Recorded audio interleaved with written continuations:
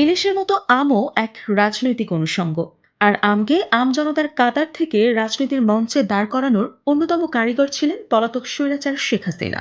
তিনি বাংলাদেশের দিকে বিষাক্ত বান মারা ভারতকে বাগে রাখতে প্রতি বছর দিল্লিতে উপঢৌকন হিসেবে পাঠাতেন মধুর আম। দাদাদের সেই আমের রসনা বিলাস হতো দিব্যি। তবে ৫ আগস্ট ২০২৪-এর পর থেকে পাল্টে গেছে সিচুয়েশন। হাসিনার পতন দাদাদের দিলেও দিচ্ছে দারুণ জখম। ইলিশ নেওয়ার আগ্রহ দেখিয়েছে চীন।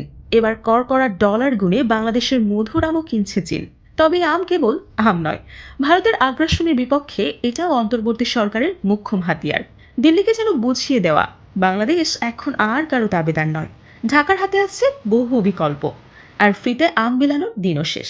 এই অসাধারণ কূটনীতিকে ডক্টর ইউনূসের আম কূটনীতিও বলা যায়। গত বুধবার সন্ধ্যায় বাংলাদেশের ৩ টন তাজা আমের একটি চালান চীনের হুনান প্রদেশের চাংশা শহরে পৌঁছেছে। এই বাংলাদেশ থেকে চীনে আম আমদানির প্রথম ঘটনা, যা দুই দেশের মধ্যে অর্থনৈতিক ও কূটনৈতিক সম্পর্কের এক নতুন দিগন্ত উন্মোচন করেছে। চাংশা হুয়াংহোয়া আন্তর্জাতিক বিমানবন্দরে পৌঁছানোর পর কাস্টমস কর্মকর্তারা দ্রুত শিপিং লেভেল, ফাইটোস্যানিটারি সার্টিফিকেট যাচাই করেন এবং প্যাকেজিং ও ফলের চেহারা পরীক্ষা করেন। কোনো অস্বাভাবিকতা না পাওয়ায় চালানটি দ্রুত ছাড়পত্র পায়। আমদানিকারক হুনান বাবাইলি হোল্ডিং গ্রুপে জানিয়েছে, এই আমগুলো চীনের ই কমার্স প্ল্যাটফর্ম, সুপারমার্কেট এবং ফ্রেশ প্রডিউস চেইনের মাধ্যমে বিতরণ করা হবে। বাংলাদেশের ভৌগোলিক নির্দেশক পণ্য হিসেবে পরিচিত এই আমগুলো তাদের সূক্ষ্ম গঠন, উচ্চ শর্করার পরিমাণ এবং সমৃদ্ধ ফ্লোরাল ও গ্রীষ্মমণ্ডলীয় সুগন্ধের জন্য বিখ্যাত। এর আগে মূলত মধ্যপ্রাচ্য এবং ইউরোপীয় ইউনিয়নে রপ্তানি হলেও এখন চীনের বাজারেও প্রবেশ করেছে বাংলাদেশি আম। আমদানিকারক সংস্থাটি অনুমান করছে যে প্রথম বছরে ১০০ টনের বেশি আম চীনে রপ্তানি হবে। ২০২৪ সালের জুলাই মাসে চীন বাংলাদেশে থেকে তাজা আম আমদানির অনুমোদন দেয়। এই চালানকে সহজ করতে চাংশা কাস্টমস নীতি পরামর্শ এবং কোয়ারেন্টাইন অনুমোদন সহ এন্ড টু এন্ড সহায়তা প্রদান করেছে।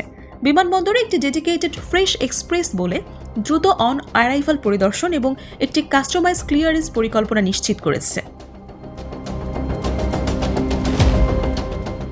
বাংলাদেশের কৃষি সম্প্রসারণ অধিদপ্তর অনুমান করছে ২০২৫ সালে বাংলাদেশের প্রায় ২.৭ মিলিয়ন টন আম উৎপাদিত হবে, যার মধ্যে প্রায় ৫,০০০ টন রপ্তানির পরিকল্পনা রয়েছে। আমের রাজধানী হিসেবে পরিচিত চাঁপাইনবাবগঞ্জ তার উচ্চমানের রাসায়নিক মুক্ত আমের জন্য বিখ্যাত। সাম্প্রতিক বছরগুলোতে রাসায়নিক কীটনাশকের নিরাপদ বিকল্প হিসেবে চীনা ব্যাগিং প্রযুক্তি স্থানীয় চাষিদের মধ্যে জনপ্রিয়তা লাভ করেছে। ২০২৪ সালে চীনের ফল বাণিজ্যে স্থিতিশীল প্রবৃদ্ধি দেখা গেছে। ফল রপ্তানি ২০.৯% বেড়ে ৮.৫৪ মিলিয়ন মার্কিন ডলারে পৌঁছেছে, যেখানে আমদানি ৬% বেড়ে ১৯.৪৫ বিলিয়ন মার্কিন ডলারে দাঁড়িয়েছে।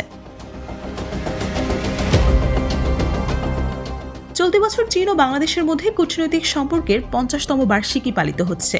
সাম্প্রতিক বছরগুলোতে দ্বিপাক্ষিক অর্থনৈতিক সহযোগিতা উল্লেখযোগ্যভাবে গভীর হয়েছে।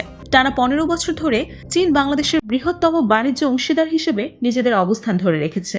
বাংলাদেশের আম রপ্তানির এই নতুন অধ্যায় দুই দেশের মধ্যে বন্ধুত্বপূর্ণ সম্পর্ক এবং অর্থনৈতিক সহযোগিতার আরেকটি উজ্জ্বল দৃষ্টান্ত স্থাপন করেছে।